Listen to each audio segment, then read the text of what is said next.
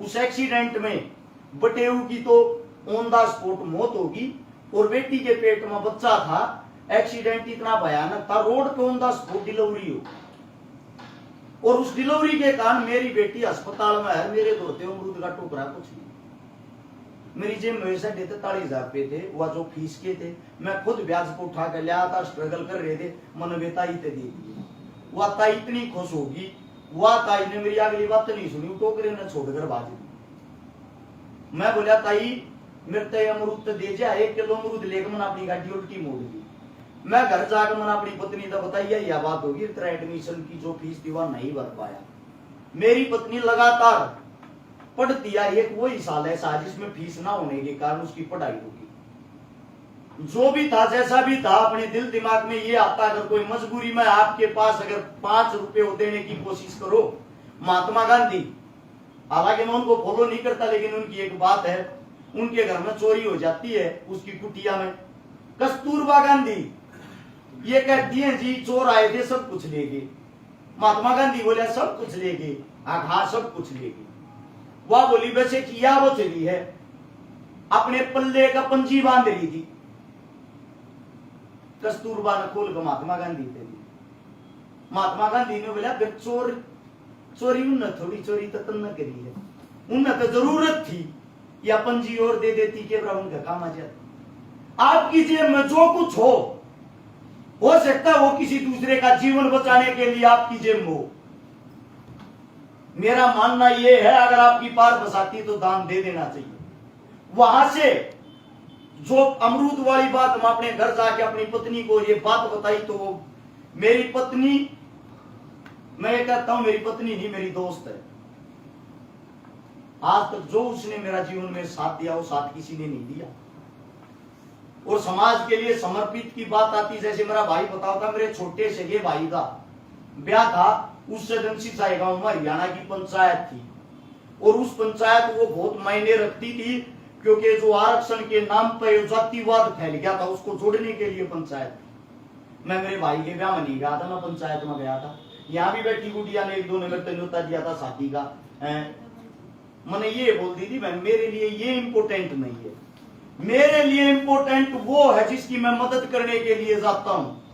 अगर उसकी मदद करके समय बच गया तो मैं जरूर आऊंगा, क्योंकि मेरे बगैर इस बहन की शादी होगी ये आज खुश भी है, लेकिन जिसकी मैं मदद करने के लिए जाता था, जिसको मैंने जुबान दे रखी, अगर मैं वहां समय पे नहीं पहुंचा वे क्या सोचेंगे।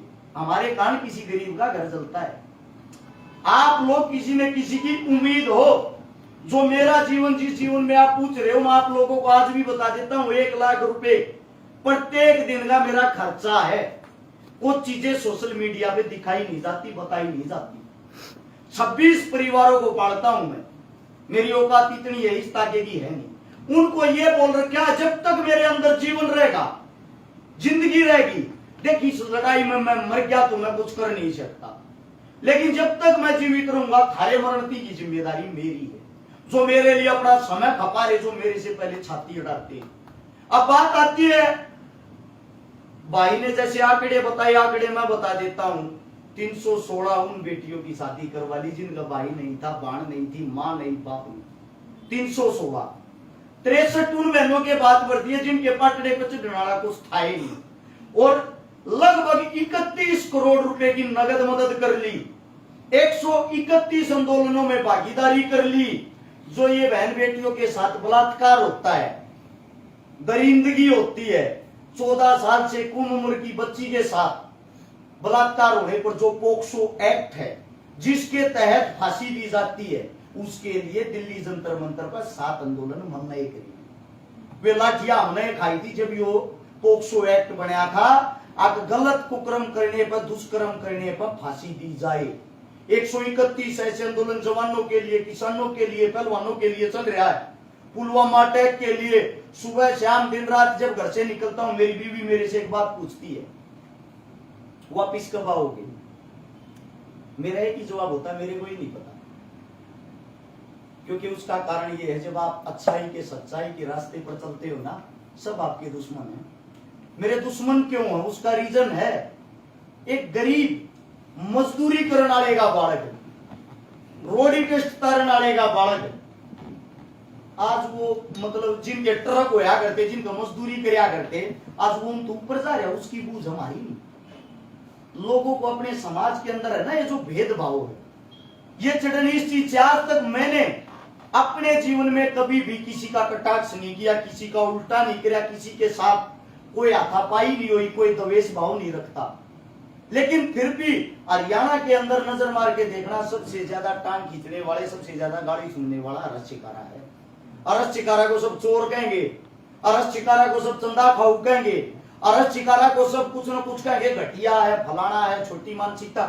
आज तक किसी बात को कोई भी साबित नहीं कर पाया, क्योंकि गरीबी से उठे हुए। अगर किसी अमीर घर से होते तो शायद किसी की इतनी औकात नहीं होती, और उसी चंदे से, उसी चोरी से किसी का घर बसता है। तो मैं चोर हूं, और सच में चोर हूं। 31 करोड़ रुपए, इतनी बड़ी रकम मैंने चोरी कर ली। और आगे आने वाले जीवन में लक्ष्य भी बता देता हूं, 316 मेरे लिए कोई मायने नहीं रखती। मैं ये सोचता हूं हर साल 3016 बेटियों की शादी करूं, हर गांव में, हर जिले में, हर शहर में ऐसा ही कोई अरस चिकारा हो। एक नहीं, 1000 नहीं, 1 लाख अरस चिकारा हो, जो किसी न किसी बहन बेटियों की ऐसे ही मदद करते रहे। अपना सपना, अपना जीवन यही है। जब अपने घर से बाहर निकलता हूं, 5 धमकियां डेली फोन पे आई मिलती हैं। आज घर तक बाहर निकलते गोली मार जाएंगे, आज घर तक बाहर निकलते ये कर देंगे। और मैं ये कहता हूं, मेरा जो आज का रूट है, यहां से होते हुए वहां जाऊंगा। समाज के लिए जान भी चली जाए कोई बड़ी चीज नहीं। आपका जीवन क्या, अपने जीवन के बारे में सोचो, अरस चिकारा के नहीं। आप लोगों को मेरी कमाई इतनी है, जितने आप सब बैठे हो ना यहां पे, जितने शायद आप सब के बराबर अकेले की हो। हाल की बात कर रहा हूं, आज की। हम आ गए हैं 2023 में। इतनी मेरी कमाई, आज तक 100 गज का अपना मकान नहीं ले पाया हूं। वो कमाई कहां जाती है? जो चोर, डाकू, लुटेरा, ठग कहते हैं, आज तो कोई साबित नहीं कर पाया 10 रुपए मेरे खा रहा है। जब आप आगे बढ़ोगे ना, इल्जाम तो लगने लाजमी है, लेकिन अगर आप उनको पार करते हुए आगे जाओगे तो आप योद्धा हो, लड़ाके हो। अगर आप उनको सुन के अपने घर में बैठ गए, आप बुज़दिल इंसान हो। बाबा राव भीमराव अंबेडकर ने एक बात कही थी, इंसान जीवन में क्या करता है? कमाता है, खाता है और मर जाता है। आप कमाते किस लिए हो? खाने के लिए। खाते किस लिए हो? जीने के लिए।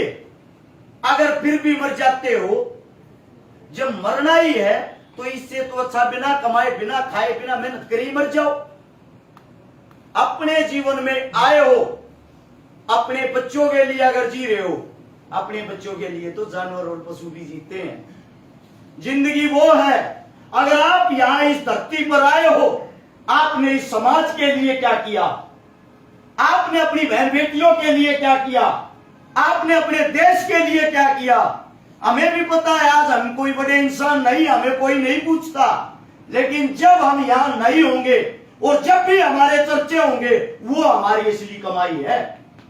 जब हम इस जिंदगी को, इस जीवन को छोड़ के चले जाएंगे ना, और जब आपको लोग याद करके ये कहेंगे, ये काम तो वो इंसान करा करता, वो असली कमाई है, वो कमाओ। परिवार वाली जो मैंने बात कही, वो इसलिए कही, सोशल मीडिया से बड़ी कोई ताकत नहीं। ये सोशल मीडिया ही है जिसने भारत देश के प्रधानमंत्री को 2014 में प्रधानमंत्री बना दिया। आप लोग जो अपने जिले को, राज्य को, अपने गांव को प्रेजेंट करते हो, हरियाणा को जो प्रेजेंट करते हो, आप लोगों को एक बात बता देता हूं। एक मैंने माफी चाहूंगा अगर यहीं बैठी हो या इनके पीछे ही कोई हो, एक लड़की और आती है, वो ज्यादा नाप शनाप गंदी बातें बोलती है ऐसे ही रिकॉर्ड करके। ये पता नहीं कौन से उसकी स्टूडियो की, मैं खुद कह रहा हूं, ये पता नहीं कौन से स्टूडियो की है। मैं एक बात बता देता हूं, गंदा बोलना, गंदा गाना लंबा नहीं चलता। 2-4 दिन की बातें, गाड़ी मैं भी दे दूं आप लोगों को, आपको लगेगा अरस चिकारा गाड़ी दे रहे, लेकिन वही गाड़ी अगर मैं 10 बार दे दूंगा, आप ये कहोगे रोज सुना, वो नई बात है। इसलिए जो आप काम कर रहे हो, आप अपने साथ में अपने घर, अपने परिवार की इज्जत और मान सम्मान जो लेके चल रहे हो वो जरूरी है। गंदगी ज्यादा दिन नहीं चलती। आप सबसे सिर्फ एक गुजारिश करता हूं, आप लोगों के बीच अगर कोई ज्यादा गरीब हो, आप लोगों के बीच